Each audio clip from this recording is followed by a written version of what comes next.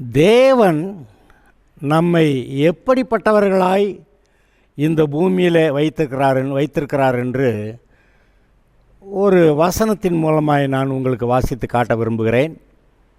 2 கொரிந்தியர் 2:14. 2 கொரிந்தியர் 2:14, 15, 16. கிறிஸ்துவுக்குள் எப்பொழுதும் எங்களை வெற்றி சிறக்க பண்ணி எல்லாவற்றையும் எல்லா இடங்களிலேயும் எங்களை கொண்டு அவரை அறிகிற அறிவின் வாசனையை வெளிப்படுத்துகிற தேவனுக்கு ஸ்தோத்திரம். ரட்சிக்கப்படுகிறவர்களுக்குள்ளேயும் கெட்டு போகிறவர்களுக்குள்ளேயும் நாங்கள் தேவனுக்கு கிறிஸ்துவின் நற்கந்தமாயிருக்கிறோம். கெட்டு போகிறவர்களுக்குள்ளே மரணத்துக்கு ஏதுவான மரண வாசனையாகவும், ஜீவனுக்கு ஏதுவான ரட்சிக்கப்படுகிறவர்களுக்குள்ளே ஜீவனுக்கு ஏதுவான ஜீவ வாசனையாகவும் இருக்கிறோம். இவைகளை நடப்பிக்கிறதற்கு யார் தகுதியுள்ளவன்? இந்த வசனங்களை கவனித்து பாருங்கள். இது பவுல் தன்னை பற்றி தங்களுடைய ஊழியத்தை பற்றி சொல்லுகிறதா இருந்தாலும் கூட இன்றைக்கு ஒவ்வொரு விசுவாசிக்கும் இது பொருந்துகிறது. கிறிஸ்துவுக்குள் எப்பொழுதும் எங்களை வெற்றி சிறக்க பண்ணி, எந்த ஒரு குறிப்பிட்ட காரியத்திலும் கர்த்தர் உங்களுக்கு அனுகூலமாக இருக்கிறார். கர்த்தருக்கு சித்தமான எந்த காரியமாக இருந்தாலும் கர்த்தர் உங்களுக்கு அனுகூலமாக இருக்கிறார். நிச்சயமாய் வெற்றி சிறக்க பண்ணுவார். எல்லா இடங்களிலேயும் எங்களை கொண்டு அவரை அறிகிற அறிவின் வாசனையை வெளிப்படுத்துவதற்கு, இங்கே அங்கேன்னு இல்லை, எல்லா இடங்களிலேயும், நீங்கள் வீட்டில் இருந்தாலும் சரி, வேலைக்கு போன இடங்களாக இருந்தாலும் சரி, வேறு நண்பர்களோடு இருக்கக்கூடிய மற்ற நேரங்களாக இருந்தாலும் சரி, பொதுமக்களோட கூட இருக்கிற இடங்களாக இருந்தாலும் சரி, எல்லா இடங்களிலேயும் எங்களை கொண்டு அவரை அறிகிற அறிவின் வாசனையை வெளிப்படுத்துகிற பவுல் சொல்கிறான். எங்களை கொண்டு அவரை அறிகிற அறிவின் வாசனையை வெளிப்படுத்துகிற தேவனுக்கு ஸ்தோத்திரம். பவுல் மூலமாய், அவனோட கூட சேர்ந்தவர்கள் மூலமாய் தேவனை அறிகிற அறிவின் வாசனையை வெளிப்படுத்துகிறாராம். தேவன் அவருடைய ஊழியக்காரர் மூலமாய் அவரை அறிகிற அறிவின் வாசனையை சுற்றிலுமாய் இருக்கிற ஜனங்களுக்கு வெளிப்படுத்துகிறாராம்.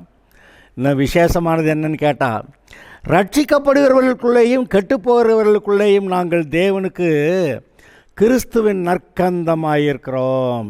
ஸ்வீட் சேவர், சென்ட்டு, நல்ல சென்ட்டு, நல்லா வாசனை, நல்லா இருக்கே. அப்படி நீங்கள் தேவனுக்கு இருக்கிறீர்கள்.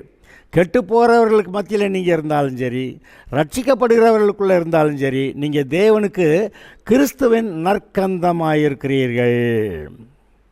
கெட்டு போகிறவர்களுக்குள்ளே மரணத்துக்கு ஏதுவான மரண வாசனையாகவும், ரட்சிக்கப்படுகிறவர்களுக்குள்ளே ஜீவனுக்கு ஏதுவான ஜீவ வாசனையாகவும் இருக்கிறீர்கள்.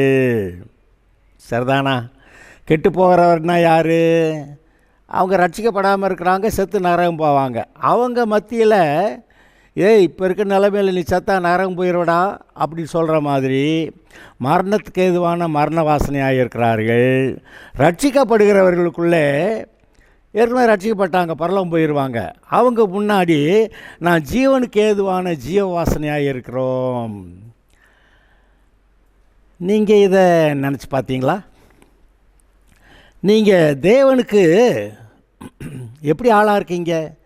எந்த இடத்துல இருந்தாலும் சரி, தேவனை அறிகிற அறிவின் வாசனையை வெளிப்படுத்துகிறவர்களாய் நீங்கள் இருக்கிறீர்கள். அடுத்து, அவங்க ரட்சிக்கப்படுறவங்களாக இருந்தாலும் சரி, கெட்டு நரகம் போகிறவங்களாக இருந்தாலும் சரி, அவர்கள் மத்தியில் நீங்கள் தேவனுக்கு கிறிஸ்துவின் நற்கந்தமாயிருக்கிறீர்கள்.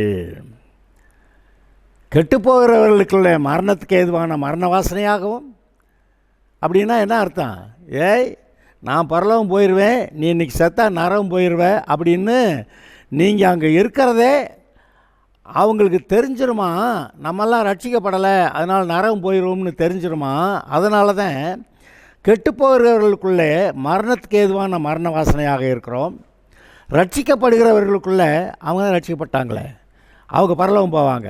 அப்போ நாங்களும் ரட்சிக்கப்பட்டவர்களா, கர்த்தருடைய ஊழியக்காரர்களா, அந்த பட்டிருக்கிறவர்களுக்கு முன்னாடி ஜீவ வாசனையாக இருக்கிறோம். நீங்கள் இருக்கிறீங்களா?